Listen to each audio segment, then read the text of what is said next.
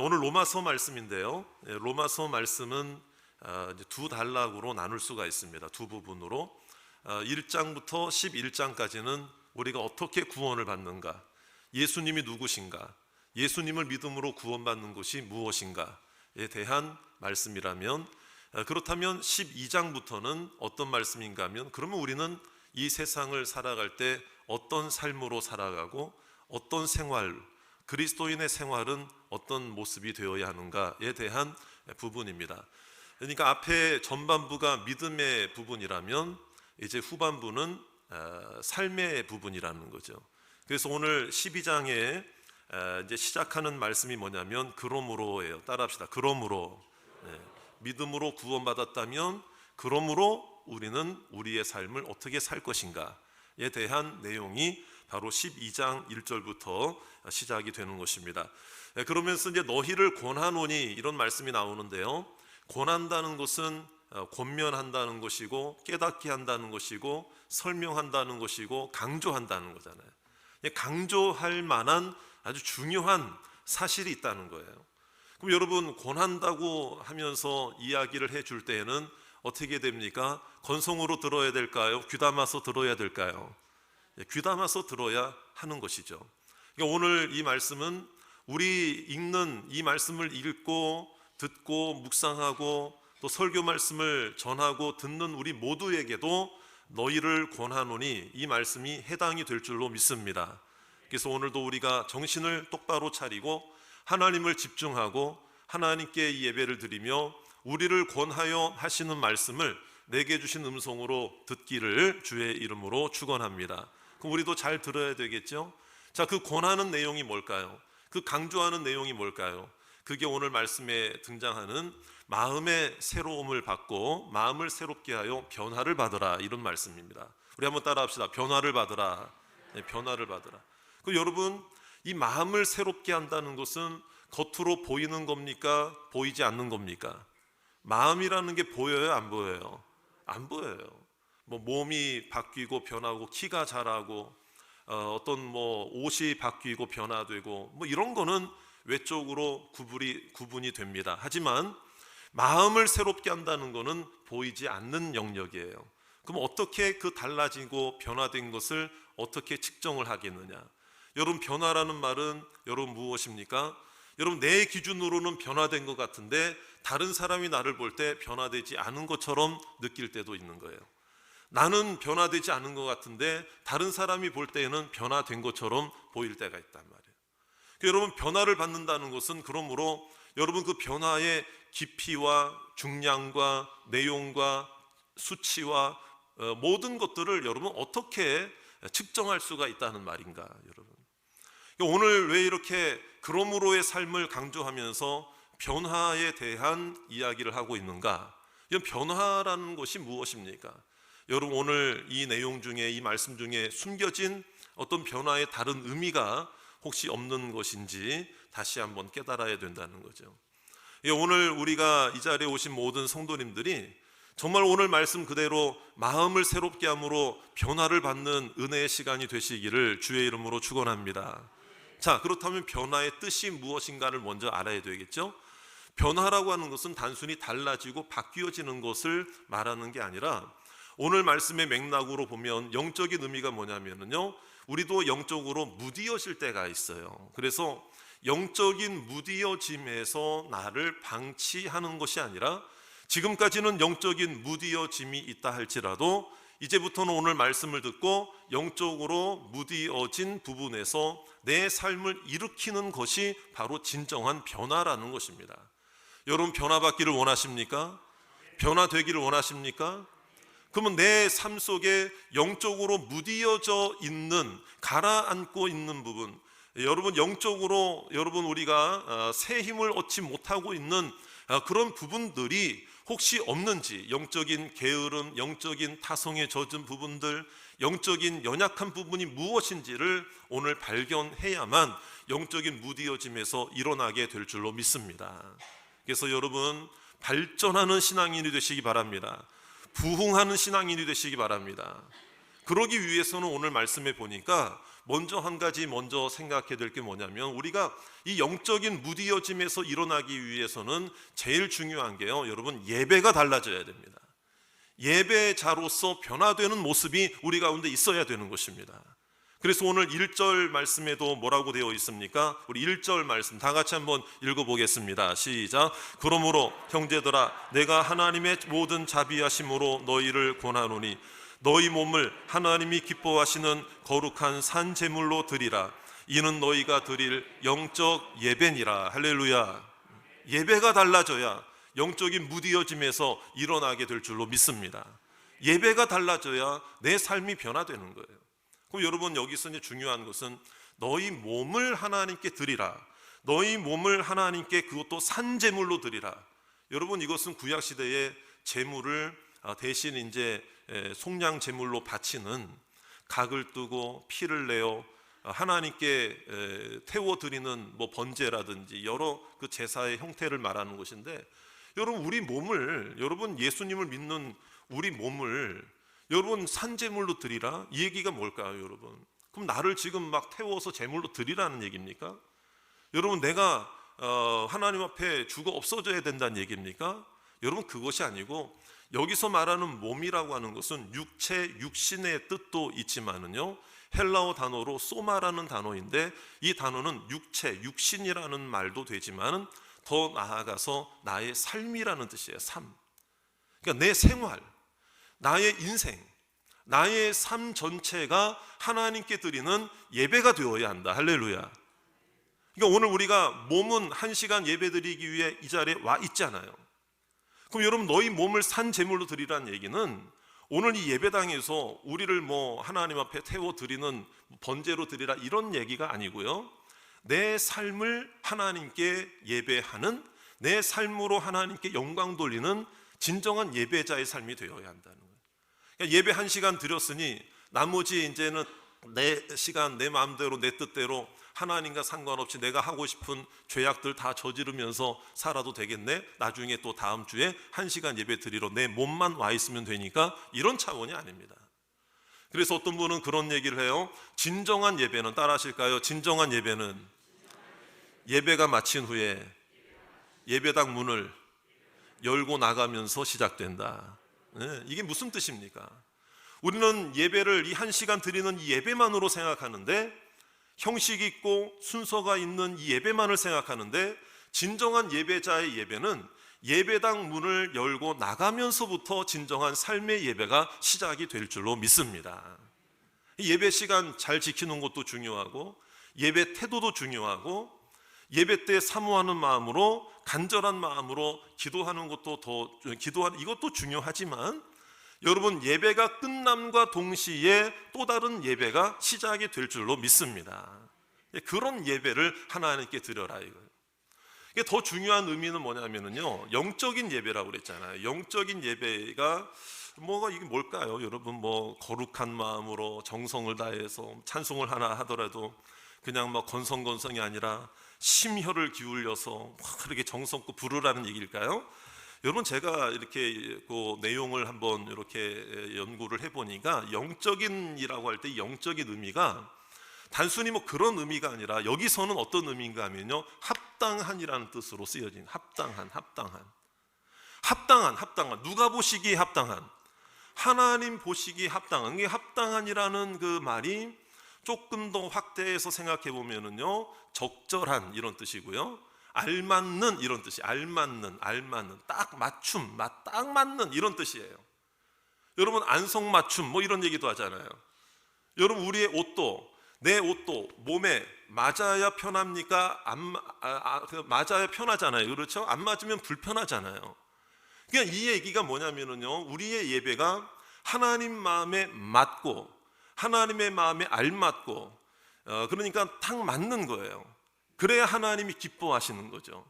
그러면 이것은, 이 의미는 더 나아가서 뭐냐면 가깝다라는 의미가 있어요. 친밀하다는 의미가 있어요. 그러니까 영적인 예배라고 할 때, 영적인 예배면 나만 영적인 거룩한 순서를 다 갖추었다고 진정한 예배가 되는 게 아니고, 하나님께 가까이 나아가는 예배가 되어야 돼요. 불편함이 없는 예배가 되어야 된다. 오늘 다른 말로 말하면 여러분, 반대로 생각하면 예배 드릴 때 늘 불편함이 계속 있고, 예배 드릴 때 부담감이 있고, 예배 드릴 때 누구 미워하는 마음이 계속 생기고, 예배 드릴 때 여러분 걱정 근심이 나를 더 힘들게 하고 괴롭게 하면은요, 여러분 우리는 이 영적인 무디어짐에서 일어날 수가 없다는 거죠. 그러니까 오늘 우리의 예배가 하나님 마음에 딱 맞는 하나님께 친밀한 예배가 되기를 주의 이름으로 축원합니다. 그래서 오늘 우리 마음속에 예배 드릴 때에 불편한 마음, 불평스러운 마음이 있다면 아직도 내가 여전히 영적인 무디어짐 속에 있는 거구나 라는 생각을 하셔야 됩니다. 그래서 어떻게든 나를 일으켜 세워야 되는 거죠. 여러분, 더군다나 중요한 것은 나도 나이지만 여러분 주변에 우리 사랑하는 가족들이나 자녀들이 정말 이 영적인 예배를 드리고 있는지를 옆에서 보면서 안타까워해야 한다는 것입니다. 나만 예배 드린다고 잘 되는 게 아니고, 여러분 우리의 가족들 모두가, 또 옆에 있는 형제들, 옆에 있는 우리 가족들, 우리의 자녀들이 하나님 앞에 딱 맞는 이 예배를 드림으로 영적인 무디어짐에서 일어나는 축복의 가정이 되시기를 주의 이름으로 축원합니다. 이것을 우리들에게 가르쳐 주고 있는 거예요. 여러분, 오늘 이 예배 드릴 때 불편한 감정이 사라지기를 원합니다. 걱정 근심이 해결되기를 원합니다. 하나님께 마음을 다 맡기기를 원합니다. 저는 좀 그런 마음이 있더라고요. 여러분, 우리가요, 옆에 있는 사람 얼굴만 봐도 힘이 되는 경우가 있잖아요. 제가 한 번은 동산교회에서 부목사 생활을 할 때인데, 그때 그 교구 안에 있는 교회의 어떤 상황 때문에 좀 불편한 마음이 있었어요. 불편한 마음이 있었는데, 그때는 교구별로 수요 예배를 드리던 상황이었는데, 제가 제 마음의 감정에 상관없이 어쨌든 예배 인도자로서 찬양도 인도하고 말씀도 전해야 되는데, 이 제 마음이 열리지가 않는 거예요. 그러니까 찬송 인도를 하고 찬양을 같이 부르는데도 제 마음이 찬양은 막 기뻐하자 우리 이러면서 찬양을 하는데도 이 찬양 인도자 마음이 정작 기쁘지가 않고 부담이 되고 막혀 있는 거예요. 그러니까 제 마음속에 어떤 마음이 드는가 하면, 찬양 인도를 하면서도 이 기도가 절로 되더라고요. 하나님, 우리 성도들 여기 이렇게 와 있는데 우리 성도들 은혜 받는 건 둘째 문제고, 하나님 저 마음부터 은혜를 받아야 제가 전하는 말씀이 성도들에게 은혜가 되는 것 아니겠습니까? 이게 마음이 막 생기니까 간절함이 막 생기더라고요. 여러분, 강대상에서 선포하는 목사의 마음이 먼저 평강하고 행복이 있고 은혜가 넘쳐야, 기쁨이 넘쳐야 그 입술을 통해서 증거되는 말씀이 여러분들을 새롭게 할 줄로 믿습니다. 만약에 제가 마음이 힘겹고 어렵고 불편해서 막 여러분들에게 설교 말씀을 전하는데 저도 모르는 사이에 말이에요, 불편한 마음으로 전하는 그 말씀이 되면은요, 이건 성도들의 영적 건강에 도움이 되지 않는 것이거든요. 그래서 그때도 이제 그런 마음이 있으니까, 하나님 저부터 은혜를 주세요. 오늘은 저부터 은혜를 주셔야 돼요. 이 마음이 막 간절함으로 막 생기더라고요.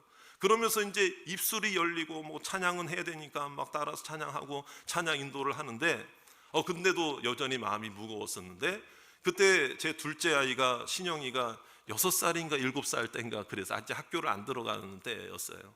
그때 그 나이 때가 그럴 때는 아닌데 어디 넘어져가지고 다쳐가지고 이 앞니가 하나 이렇게 부러졌었어요.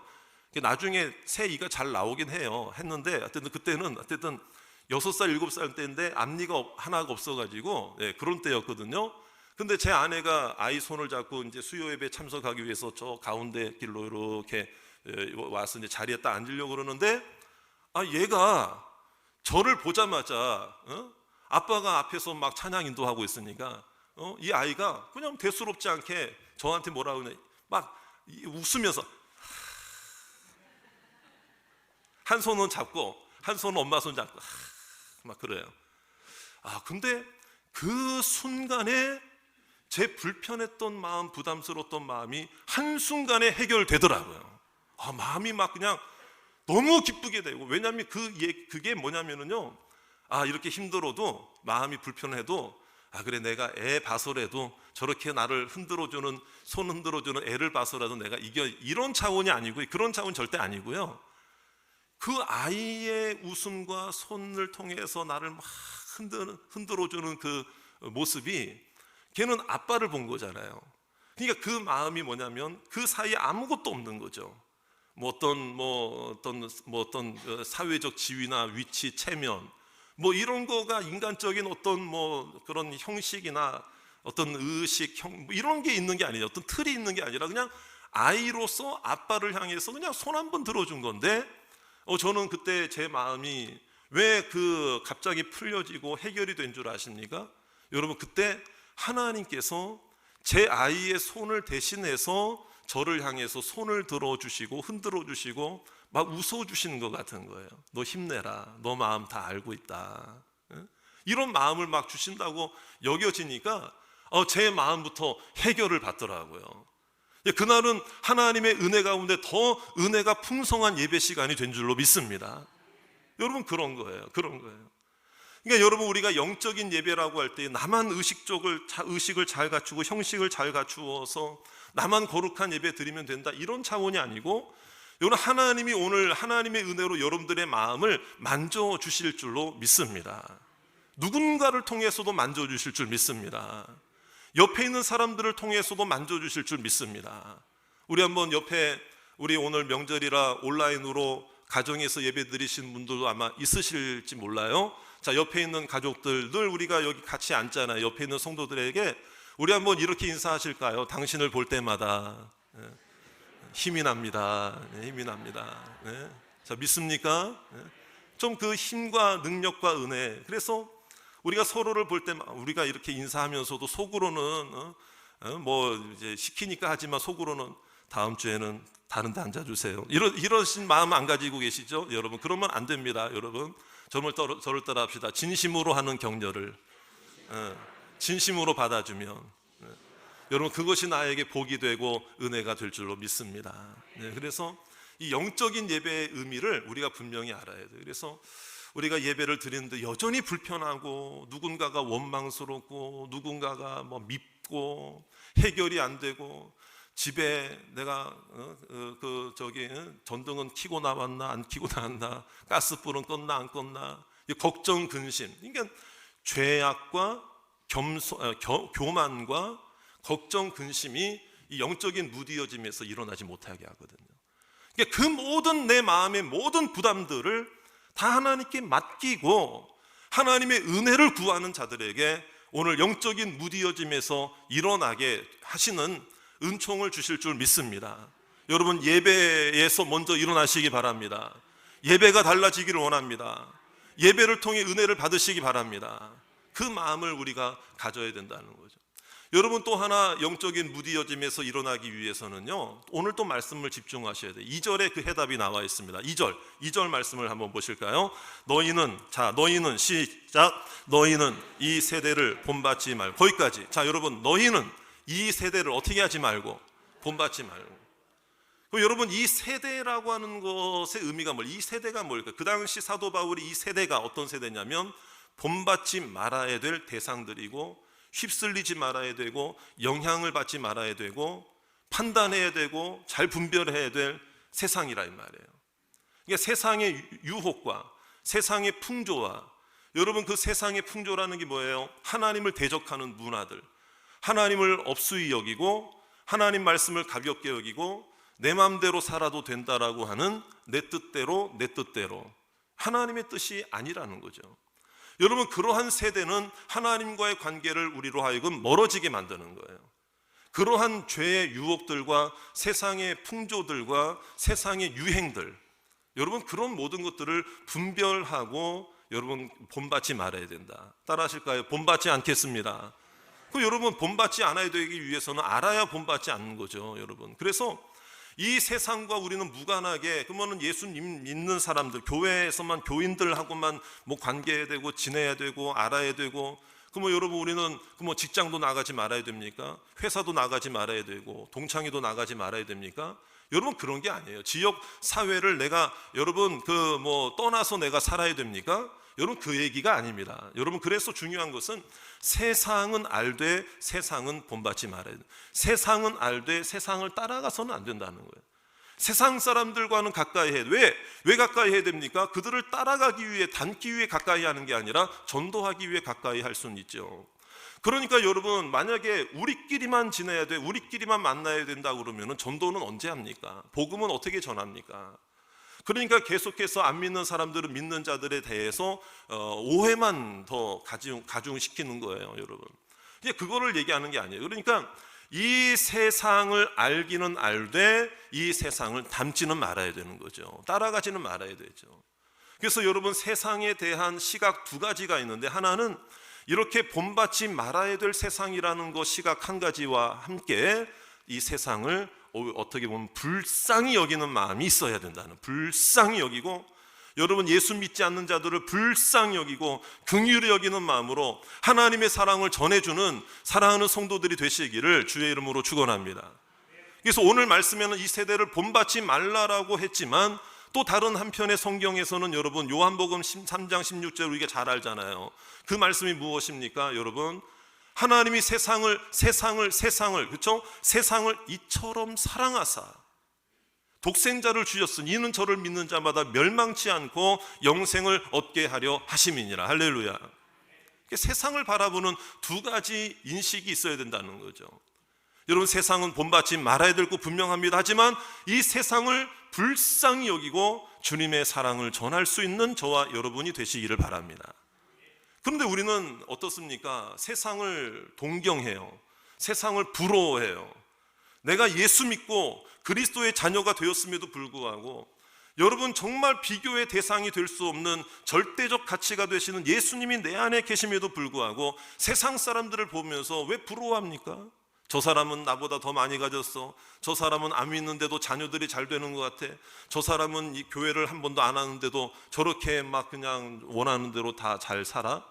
나랑 계속 비교를 하니까 끊임없이 불평, 불만이 나를 영적인 무디어짐 속에 빠지게 하는 거예요. 그러한 시각을 우리는 버려야 돼요. 여러분, 세상 사람들을 부러워하지 말고 오히려 불쌍히 여기고 사랑하는 마음으로 주님의 사랑을 전할 수 있는 저와 여러분이 되시기를 주의 이름으로 축원합니다. 내 안에 그러기 때문에 비교의식이 사라져야 돼요. 여러분, 고난과 역경 우리 가운데 있지만은, 저는 여러분들이 그 고난도 역경도 여러분 하나님 안에서 은혜를 받아 그 고난과 역경도 너무 오래 가지 않으시기를 바랍니다. 필요하다면 고난도 주시겠죠. 하지만 그 고난을 통해 내가 새로워지고 하나님의 은혜 가운데 내가 변화되는 하나님의 축복으로 여기시기를 주의 이름으로 축원합니다.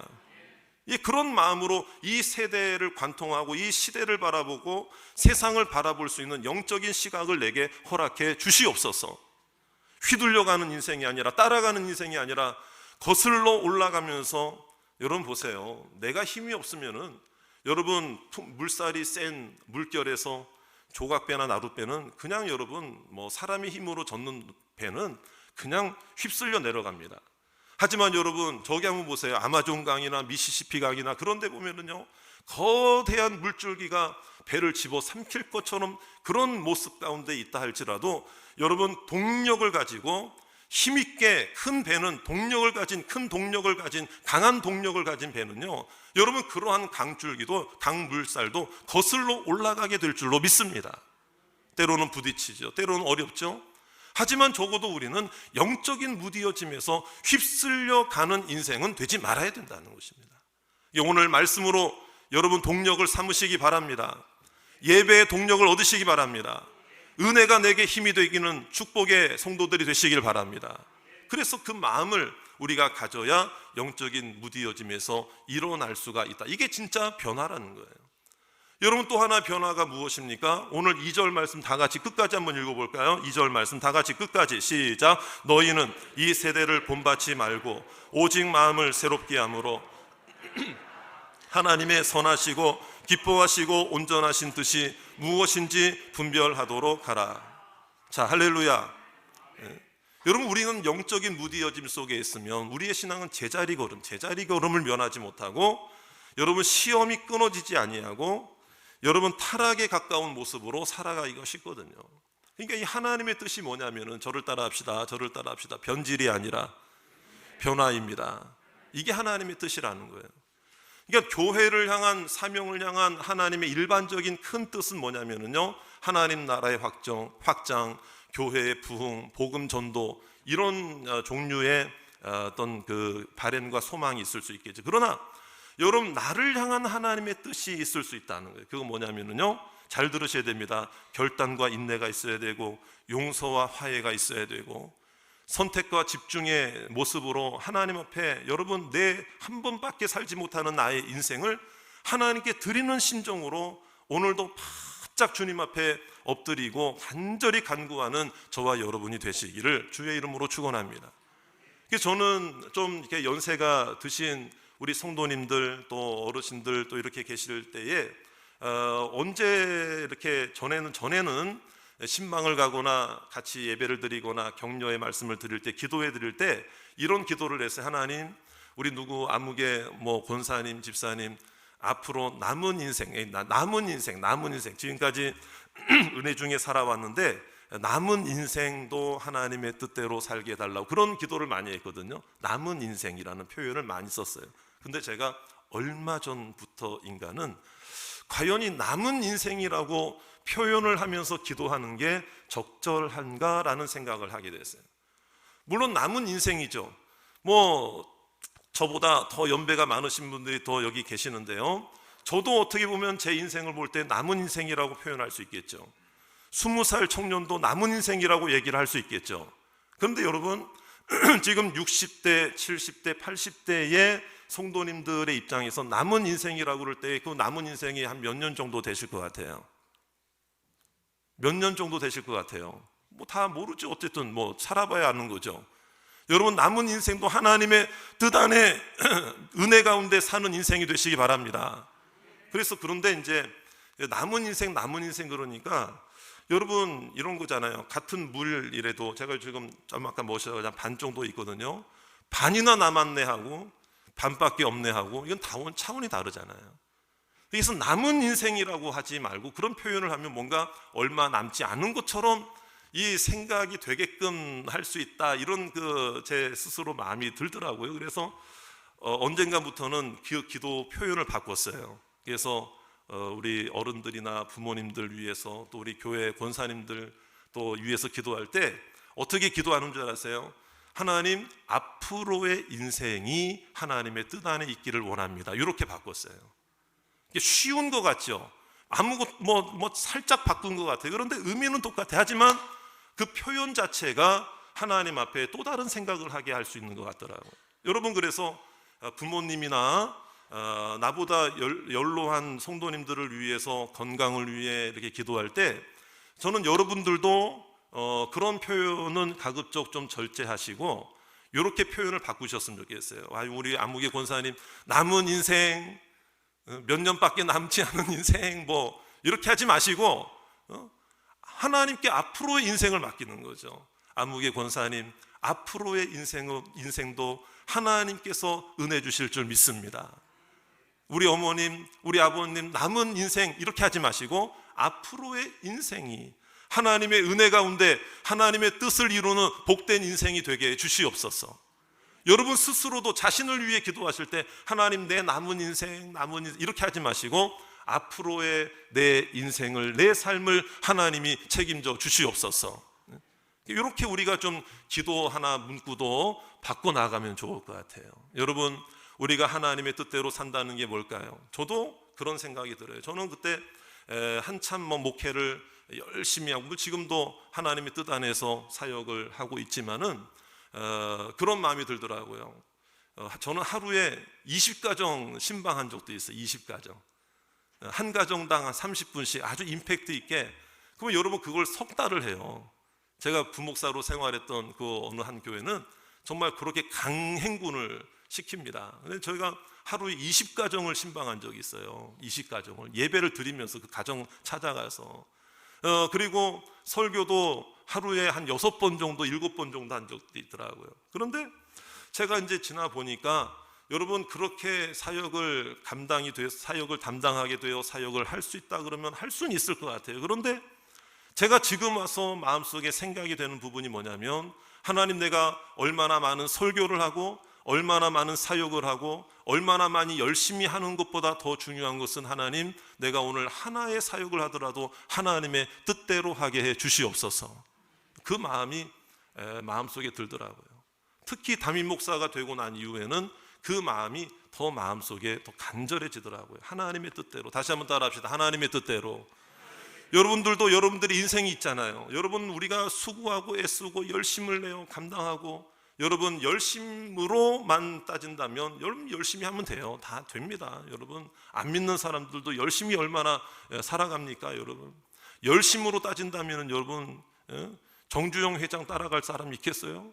그러니까 이거는 열심으로 따지는 게 아니라 여러분 은혜로 생각하고 하나님 주시는 믿음 안에서 우리는 열정을 다해 하나님을 바라보는 저와 여러분이 되시기를 주의 이름으로 축원합니다. 저를 따라 합시다. 하루를 살아도 하나님의 뜻대로, 하나를 섬기더라도 하나님의 뜻대로. 그래서 저는 오늘 이 말씀을 통해서 우리 모두가 정말 영적인 무디어짐에서 오늘 일어나는 날이 되시기 바랍니다. 오늘 일어나야 돼요. 그래서 다시 한 번만, 아까 중요한 거기 때문에 다시 한 번 반복드릴게요. 저를 따라 합시다. 변질보다는 변화를. 다시 한번 말해볼까요? 여러분, 변화될지언정 변질되지는 마시기 바랍니다. 그래서 그런 마음이 들어요. 하나님, 어떤 걸 하더라도 저도 저 자신을 생각할 때 하나님, 하나님의 뜻대로 하는 목사가 되게 주시옵소서. 변질되지 않는 목사가 되게 해주시옵소서. 이건 다른 말로 말하면 첫사랑을 잃지 않는 목사가 되게 해주시옵소서. 그런 마음이 이렇게 들더라고요. 여러분, 오늘도 우리가 마찬가지예요. 그리고 내 인생을 하나님께 맡기는 거죠. 하나님의 뜻에 맡기는 거죠. 그러니까 오늘 우리가 내 삶을 내가 책임지려고 하면 넘어집니다. 자빠집니다. 그러니까 내가 하나님 앞에서 어떤 존재인지를 알아야 되는 거예요. 여러분, 우리는 오늘도 하나님의 은혜가 필요한 사람입니다. 믿습니까? 하나님의 은혜로 감싸 주시기만 하면은 오늘도 우리는 영적인 무디어짐에서 일어나게 될 줄로 믿습니다. 변화되게 될 줄로 믿습니다. 내가 내 것으로 변화받는 게 아니에요. 내가 내 것으로, 내 의지력으로, 내 열정과 내 열심과 내 지식으로 영적인 무디어짐에서 일어나는 게 아니라 여러분, 하나님의 은혜로 일어나게 될 줄로 믿습니다. 하나님의 은혜는 덮어주시는 거예요. 하나님의 은혜는 가리워주는 거예요. 하나님의 은혜는 힘을 주는 거예요. 하나님의 은혜는 일어나게 하는 거예요. 하나님의 은혜는 영적 자신감이 생기게 되는 거예요. 하나님의 은혜를 받으면은요, 오늘까지 절망 속에 있더라도 여러분, 예배가 끝난 즉시 소망 가운데 살아가게 될 줄로 믿습니다.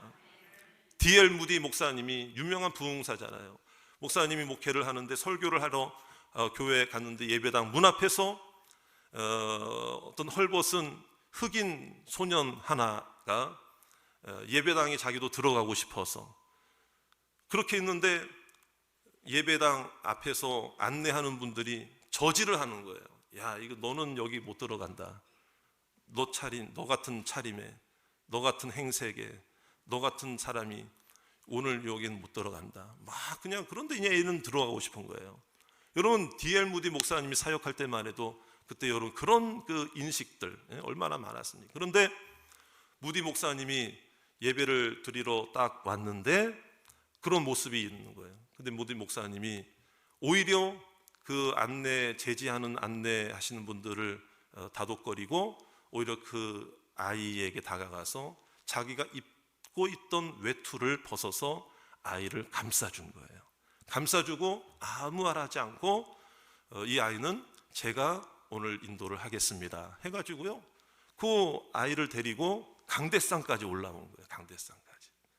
자기 자리에 옆에 목사님이 앉는 자리 옆에 앉혀서 외투를 입은 채로, 그리고 예배를 인도하고 설교를 하는데 이 아이를 앞에 딱 세우더니 여러분, 이 아이는 제가 덮어준 이 외투로 인해서 또 제 손길의 인도함을 받아서 여기까지 올라올 수 있었고 제가 여러분들 앞에 소개까지 하게 되었습니다. 마찬가지로 우리는 아무도 이 자리에 내 힘으로는 올 수 없었습니다. 하지만 예수 그리스도의 외투를 우리에게 벗어주시고 예수 그리스도의 옷을 우리들에게 입혀주심으로 우리가 오늘 이 자리에 와서 예배를 드릴 수 있게 된 것 아닙니까? 교인들이 아무런 말을 못하는 거예요. 아무리 시대가 바뀌고 아무리 상황이 바뀌고 아무리 우리의 상황과 환경이 바뀌어도요, 여러분, 예수 그리스도의 은혜로 사는 우리가 되시기를 바랍니다. 예수님의 은혜로 덮어짐을 받는다면 우리는 영적인 무디어짐에서 일어나게 될 줄로 믿습니다. 여러분 예배 드릴 때 계속 불편한 마음이 들고, 여러분 그걸 기준으로 잘 생각해야 돼요. 예배 드릴 때 언젠가부터 간절함이 사라졌다. 예배 드릴 때 언젠가부터 눈물이 식어졌다. 언젠가부터 뜨거움이 사라졌다. 언젠가부터 예배 드리러 올 때의 설레임이 사라졌다. 여러분, 내가 혹시 영적인 무디어짐 속에 있는 건 아닌가 다시 한번 깨닫고, 오늘도 예수님의 옷을 생각하면서 나를 위해 덮어주신 외투를 생각하며, 오늘도 일어나는 영적인 무디어짐 속에서 일어나는 저와 여러분이 다 되시기를 주의 이름으로 축원합니다.